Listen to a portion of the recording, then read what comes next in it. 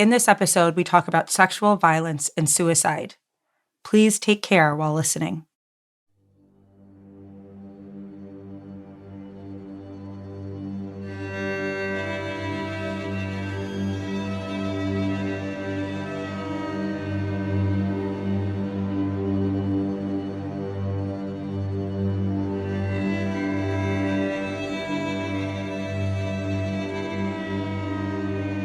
On the northeast corner of Kansas, right on the state line, sits the town of Kansas City. It's not that Kansas City, not the Kansas City in Missouri with the Super Bowl rings and the Major League Baseball team. This is Kansas City, Kansas, a town of about 150,000, sitting smack dab in the middle of the country on the edge of the Missouri River. Here, dozens of women had a secret. They said they'd been raped, assaulted, and stalked by the same man. Some said they met him through his job. Others said he'd hit on them on the street, asking them if they liked white men. Some of the women did sex work, others suffered from addiction. Others were poor or struggling. Many of them were mothers, all but a handful were Black. And at least one was not a woman, but a girl, around 13 years old. Here's Ophelia Williams, one of the women who says that she was assaulted. He didn't come back one time to rape me. He came back and back. The women say that after he attacked them, he threatened them, and he knew things about their lives and their loved ones. So, they kept their mouth shut, some for as long as 30 years. And few, if any, reported him. Because what would be the point? And he always said, I said, I'm going to tell. And he said, who you going to tell? I said, I'm going to call the police. He said, I am the police. The he is Roger Golubski, alleged rapist, abuser, kidnapper. He was a detective in the Kansas City, Kansas Police Department, or the KCKPD. And before he retired in 2010, Golubski had been with the KCKPD for 35 years. In the past few years, the allegations against Roger Golubski have gone from whispers to headlines to federal indictments and civil lawsuits. But allegedly, his wrongdoing goes beyond the criminal charges. He's accused of everything, from framing people for murder to committing murder himself. Roger Golubski has been charged with deplorable crimes. Although the crimes date back 20 to 25 years ago, he did wear the uniform and caused pain to members of this community and shame to the badge. Based on these charges, Golubski's tenure in law enforcement was a moral, ethical, and legal failure. That voice you hear is Carl Oakman, the police chief in Kansas City, Kansas. The few times the KCKPD has been willing to talk about Golubski at all, they've used rhetoric like this. He's made to sound like a singular monstrosity, like a cancer that infected the department, one they removed. But of course, in stories like these, there's rarely just one monster. The one bad apple, it's largely a myth. And even his victims allege that the problem was never just Roger Golubski. People in Kansas City say that the police, and others, including at least one former prosecutor, seemed more concerned with protecting each other than protecting Black residents. They say Golubski was enabled by his colleagues who watched silently as he ruined lives. They say that he didn't act alone. I'm Josie Duffy Rice, and this is Corruption Uncovered, a podcast from Rock Nation and its philanthropic and justice division, Team Rock.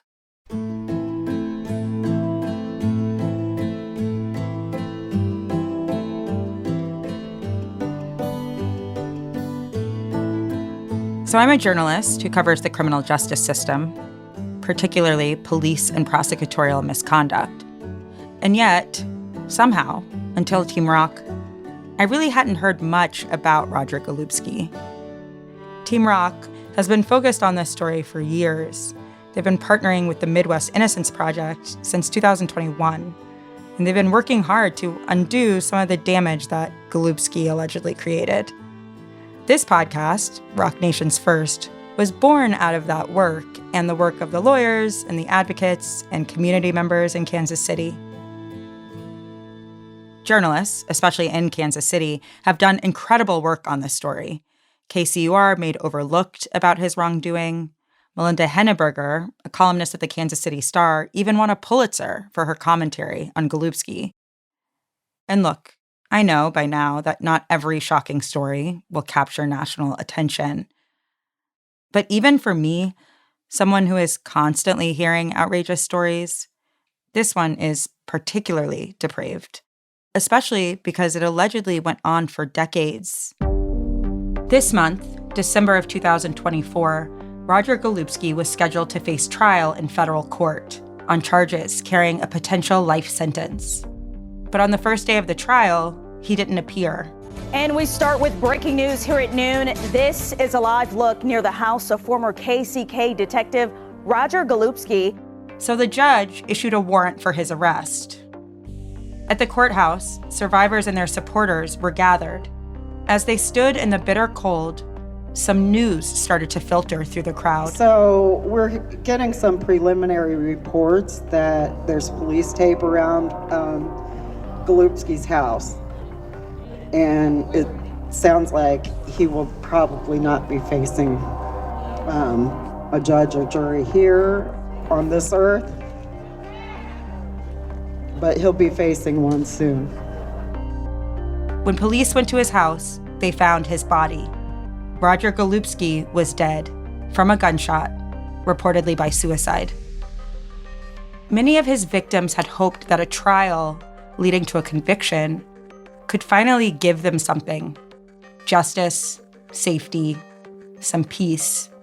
And in the wake of his death, they're left to grapple with what happens now, for themselves, for the police department, and maybe the whole city.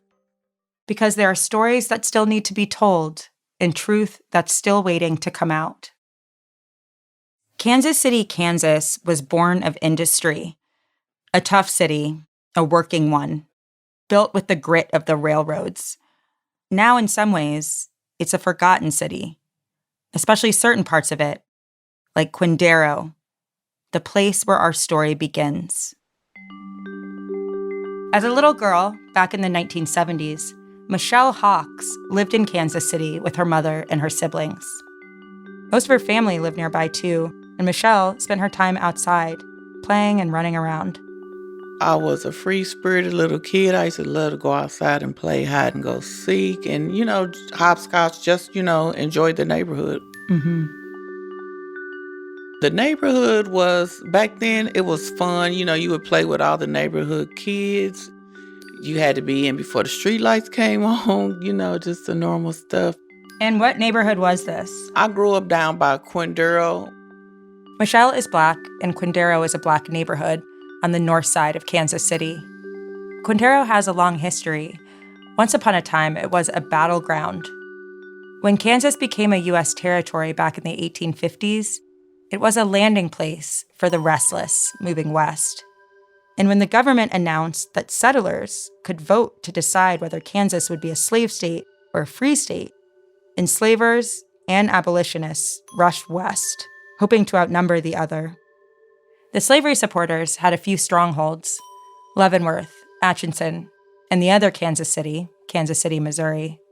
But the anti-slavery advocates had their own tools. For one, they had John Brown, the famous abolitionist. And they also had the township of Quindaro. Quindaro was something like a miracle. Originally, it was a settlement created by the Wyandot tribe and was a true multicultural community before such a term was even used. And ultimately, it became kind of a symbol of resistance. It was the site of the Quindaro Freedman School, later called Western University, which, according to the Kansas City Star, was the first Black school west of the Mississippi. Quindaro was even a stop on the Underground Railroad. But by the time Michelle was a kid, all that was left of Quindaro the settlement was some overgrown ruins in a park. Even Western University had shut down, leaving behind a single statue of John Brown. Quindaro had been, in many ways, abandoned. So Michelle and her mom and her siblings moved around some. But when Michelle was almost an adult, her family came back to Kansas City for good. And then in the 12th grade, I came back to Wyandotte County. What was that like to be gone for 5 years and then come back? When I came back, everything was still kind of the same. All this was before, the crack epidemic came about. So everything was still basically the same. It still felt safe to be outside at night. You could walk up and down the street without any fear. At the time, Kansas City was changing. White people were fleeing the city, headed for the suburbs. There wasn't as much opportunity as there once had been. And then, Michelle says, things got worse. You said it was before the crack epidemic came. Yes. What do you remember kind of a big change in the neighborhood once that happened? Yes. Basically, you would just see a lot of people walking up and down the street, hanging out on the corners a whole lot more. People would start looking zombie-ish. The neighborhood started getting dirty. It was just a different scenery altogether. When she was in her early 20s, Michelle says she encountered Roger Golubski for the first time. She remembers it clearly. It was a September night in the early 1990s. Well, the first time that I ever saw him was probably about 6 or 7 or 8 o'clock at night. I was up under the pavilion at Parkwood Park. That park she's referencing, it's right on Quindaro Boulevard. I had just got into it with my boyfriend, so I left the house to go and cool off. And I guess he saw me from the street, and he came and told me that it was not safe to be in the park. And if I needed any assistance, I told him no, but he told me that it wasn't safe and he'll take me home. And so that's how I first met him. What was kind of your perception of him? Well, he was the police, and I seen his badge, so I was comfortable with, getting in the car with him. I didn't feel threatened. He didn't raise his voice. He didn't do any of that. He seemed nice and polite. Up until then, Michelle remembers having pretty decent impressions of the police. Well, when I grew up, the police were friendly. They used to come to our school and give out coloring books, baseball cards, football cards. We used to call them officer friendly. So when I grew up, the police were generally very nice. You used to look forward to them coming to the school because they would give out McDonald's coupons where you can go to McDonald's and get a cheeseburger or some fries. So back then they were really nice. She wasn't a kid anymore, sure, but she says she had never been in trouble with the law. Golubski was in plain clothes, and Michelle says he was driving an unmarked police car. But he showed her his badge, and as far as she knew, police could generally be trusted. So she got in the car. I decided not to ask Michelle to recount the details of what happened next, just because they're so brutal and she's recounted them enough these past few years, including in a lawsuit that she and others filed against Golubski and the KCKPD. The suit alleges that Golubski didn't take Michelle home. Instead, he drove her in his car to a different neighborhood, nearly 2 miles away. Then, he pulled into a wooded area, told her to get out of his car, and ordered her to perform oral sex. Michelle cried. She resisted. But he allegedly vaginally raped her, then anally raped her, and then forced her to perform oral sex anyway. And Michelle says that when she screamed, "Why are you doing this?" Golubski calmly replied, "Because I can." When he finished raping her, Michelle says Golubski drove her back to Parkwood Park, exactly where he'd found her, and he left her there. After everything was over, he told me to keep my mouth closed. And I let him know I wasn't going to say anything. And he told me if I did say anything, harm would come to me and I would come up missing like so many others. And, he showed me his gun earlier, so I believed him. Like, he could kill me at this moment. If he took me and did what he had just done to me, and he's the police, why couldn't he? We was in a field, so why couldn't he do what he needed to do to me and dispose of me? So I believed him. And I didn't want to be a victim that came up missing. Michelle says that she made her way back to her boyfriend's house. She was upset, and she wanted to see a doctor and get checked out. But she knew that she couldn't tell the whole story. So she lied. I told everyone that I was raped by 2 black guys because he told me to keep my mouth closed. She went to a hospital across the state line in Missouri to have a rape kit done. Well, I went there to get checked out, and they checked me out. They did a rape kit. They gave me the morning after pill, and they said they had to call the police. So once they called the police, after they called the police, I hurried up and got my boyfriend, and we got out of there because I was scared that he would find out. They called the police, so he told me to keep my mouth closed, and I didn't. I wasn't going to tell that he did it, but I still talked to somebody, so I was scared and I left. I never did follow up with it. I stayed away from the hospital after that because I didn't do what he told me to do.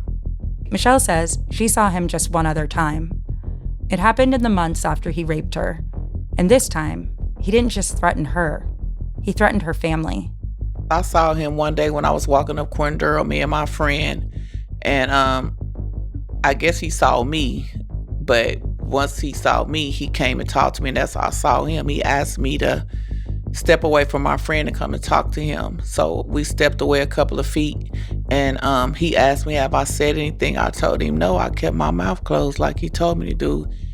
And he told me to keep my mouth closed. And that's when he told me my brother's name and all that. I guess he did his research. And if I said anything, something would happen to my brother. Tell me about your reaction when he said your brother's name. My eyes got big. I'm like, I just felt he did his research. So if he took the time to find out, my brother stayed in Kansas. So if he took the time to find that out, what else does he know? Michelle never forgot those threats. For years, 30 years in fact, she says she kept her word and that she never told anyone that the man who raped her was in fact a cop. He just told me, don't say anything or harm would come to me. And I believed him because if he had just done what he done to me and he's an officer, who would believe me like he told me? Who would believe me? And I believe that, who would believe me? I was just a average black woman I was still young. I was just an average black woman. And who would believe me over him? So I kept my mouth closed. Seeing him again that day on the street like that, it scared Michelle so much that she decided to avoid the city entirely. And I stayed out of Kansas for a while out of fear of running into him again because, my friends stayed off of Quindurl. So, you only had Quindurl to walk on. So I ran into him then out of fear of running into him again. I just stayed out of Kansas. How long were you out of Kansas for? Probably a couple of years before I came back over there because I was, scared of being over there. I didn't want to run into him. Michelle says the rape changed her entire life. It didn't only affect how she trusted police, but how she trusted anyone. And even now, over 30 years later, she says that's the moment her life took a turn for the worse. Actually, after all that happened, my life started going in a downward spiral. I started being suicidal. I actually tried to commit suicide. I ended up in Wyandotte mental health for trying to kill myself. I didn't want to live because he took a part of me that I could never get back. It was very hard, to have someone take something from you that is so precious to you. And especially being a police officer, someone that I grew up trusting. For years, Michelle dealt with another emotion, guilt. She thought perhaps the rape was her fault. I felt that I messed up because he didn't force me to get in the car. I got in the car because I trusted him. So had I not trusted him and got in that car, I don't feel any of this would have happened. So for a while, I blamed myself because I willingly got in that car. She says she thought about what he did to her every day, but still, she said nothing. Then, in 2022, all of a sudden, Roger Golubski's name was everywhere, thanks to a man named Lamont McIntyre. In 1994, at age 17, McIntyre was arrested for a murder that he has always insisted he did not commit. A murder that he says Roger Golubski pinned on him, framing him as the killer despite knowing he was innocent. He was convicted and sentenced to 2 consecutive terms of life in prison. Golubski later sat for a deposition regarding McIntyre's wrongful conviction, pleading the fifth 555 times. McIntyre was eventually exonerated in 2017 after spending 23 years in prison. But Golubski never admitted any wrongdoing. And even though the city eventually paid McIntyre millions in a settlement, they've also denied accusations of misconduct. So as the McIntyre case gained more attention, so did Golubski. And slowly, other stories about his time as a KCKPD officer started bubbling to the surface. But still, Michelle kept quiet. The first time I heard this, I seen his name. I seen it on Facebook. I was still very scared and untrusting, and I just didn't want to be out there in the public eye like that where no one knew my name. And he's a cop, so how did I know if he had friends or, that would come and harm me or do something to my family or anything? Because, look what I already been through. So I still trusted what he said. And I felt like he still had a hold of me. I imagine that finally seeing his name in the news would bring Michelle relief, maybe? Joy? But she says that in many ways, it was actually the opposite. When I started hearing his name again, it started bringing up, I had buried that part of me, and it started bringing up old wounds, and I just started, crying, and I had to relive everything that happened to me again, hearing his name. And it was a while. I still hadn't seen his face or anything, so I still hadn't seen him. Because his face really wasn't in on the news and stuff like that back then, when all this first kicked off.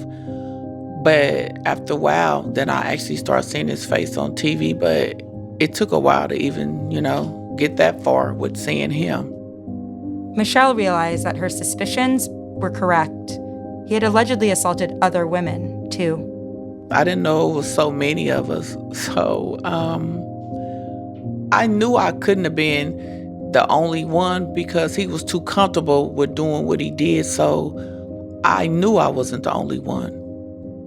For years, Michelle was afraid to call the police at all, for anything, even outside of Kansas City.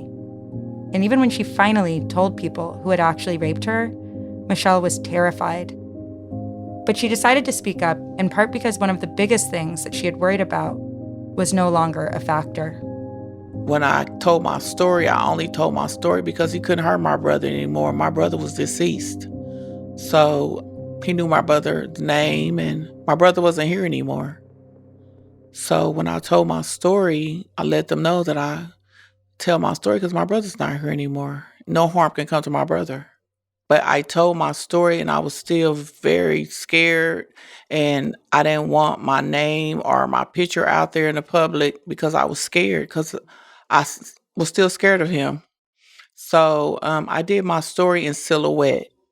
When she first spoke with a columnist at the Kansas City Star, Michelle wasn't named in the story. But despite her desire to stay anonymous, she says her identity quickly became public. Sometimes I feel like I'm walking in a daze because it's finally out there. Even though, as I keep saying, I didn't want it to be like this. I wanted to stay in the shadows. I never was going to get up and testify. I was only going to do my one story, one and done, and I was going to be done with it. But, Only thing I can say is it's the Most High, it's God, because I talk to him every day and I thank him for letting me still be here. And it had to be him because the fear had taken over me. And I'm not, everyone tells me now, Michelle, aren't you scared that something's going to happen to you? And like I said, if it does, it does. I can't keep walking in fear because I've walked in fear for so long. It tears you down, it wears you down, and I wasn't living. And now I'm living. I'm stronger than what I was. I'm a survivor, and I'm going to keep surviving. I can't live my life on what if. I have to live my life on what will be. The 30 years of silence took a toll on Michelle. I mean, when you get raped, it really takes something out of you. Someone took something from you that's precious, and you relive it in your mind. You relive it. You still have that fear when you're walking down the street that it's going to happen again. You don't trust men like you should or any of that, because a police officer is supposed to be the person that you trust the most, like your mother. They are hired to protect and serve. And I believe that's what he was doing for me. And he did the total opposite. He made me live a nightmare for years. I looked over my shoulder for years. I didn't trust the police. I didn't want to be bothered with them. I didn't trust them. It was just a scary, eerie, feeling back then. I still don't trust them. I talked to Michelle when Golubski was still alive and a potential reckoning was at hand. I wondered what she was hoping for, what she wanted to see happen. I just want justice for not just me and everyone else that he caused harm to. And just to give us just a little bit of hope that we matter, because we do. And what he did to me and others, it wasn't right. And we didn't ask for that. So to make us heal a little bit and make me heal a little bit, I want him to have his day, not just his day. I want him to feel the jail that he put us in for so long, because we were in jail inside of ourselves. We were in jail inside of our minds. We were encaged within our minds. There wasn't a day that didn't go by that I didn't think about what happened to me or relive what happened to me. But, you just keep trying to go on and hope one day that justice will prevail. Yeah, it took 30 years, but we're here now. So I just want to see what's going to happen in court and if they're going to give that monster his day. Like they say, every dog have their day and some have too. And look at him now. He's weak. He's frail. He's not the man that he used to be. So now he has to deal with this jail within himself that he had us living in for all these years, and this fear. But I know he's not sleeping good like we didn't used to sleep good. I know he's not sleeping good right now because he don't know what this outcome is going to be for himself. So I know that his sleep he's not hardly getting any. I know he's not, because we didn't. We didn't get any sleep of fear of thinking that he was going to come and get us, or he was like the boogeyman, So right now, the justice, the long hand of the law is a boogeyman for him right now, because he don't know what his outcome is gonna be. He has to step in that courtroom. He's gonna be weak walking in that courtroom. He's not that strong man that he used to be. He's not that anymore. Even if whatever happens, I'm glad of that.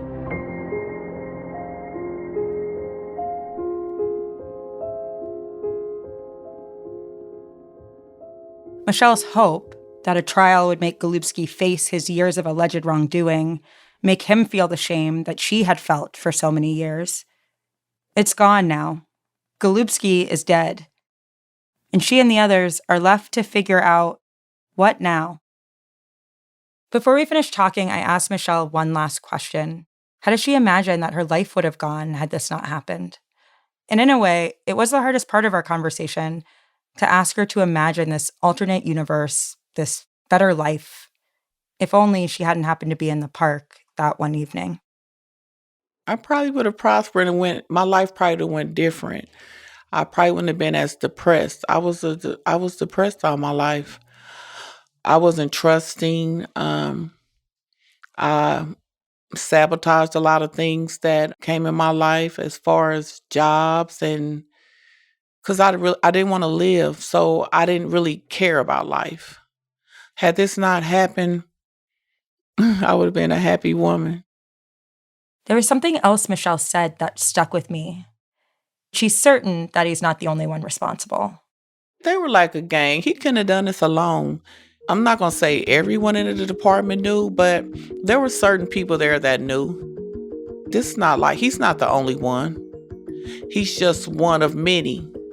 But the other ones that have done this in other states, this need to be publicized so they'll know, that their day's coming too.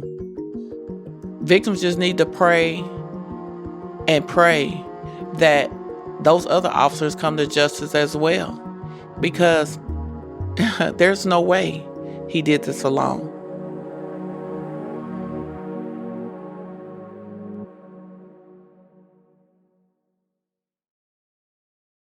In 2022, Golubski was indicted twice in federal court. The trial that was supposed to start this week, United States v. Roger Golubski, would have been the first and was against Golubski alone. Federal prosecutors have said that they have evidence of at least 9 victims of his sexual assaults, including 2 victims identified in the indictment by their initials, OW and SK. Now, in the wake of his death, this case has been dismissed. But there's also the second indictment, and in that one, Golubski was just one of 4 defendants. The men have been charged with conspiring to hold young women in what the law calls involuntary sexual servitude. Now, the question is, will that case proceed? And either way, people say these charges barely scratch the surface of what Golubski allegedly did over his 3 decades with the Kansas City, Kansas Police Department. It's not just Ophelia Williams or Michelle Houcks or the many other women who have now spoken out about Golubski. The circle of his alleged victims is much bigger. It's people like Violet Martin, who says her brother and cousin were framed for a murder they did not commit. The murder of Roger Golubski's nephew. I was 16 at the time my brother was convicted. And my moment of I'm going to fight came from my mother. She walked up to my brother after the sentence of 25 to life. And my mother said, "It is not written in stone. We are going to fight." People like Davelyn Dobbs. In 2009, my son, Donnell Dobbs, was convicted of a murder that he did not commit.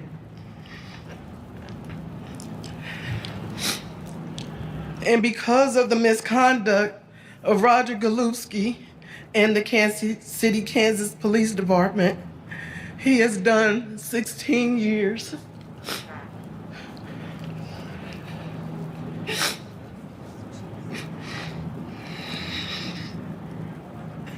It has been very difficult and very hard to deal with as a parent,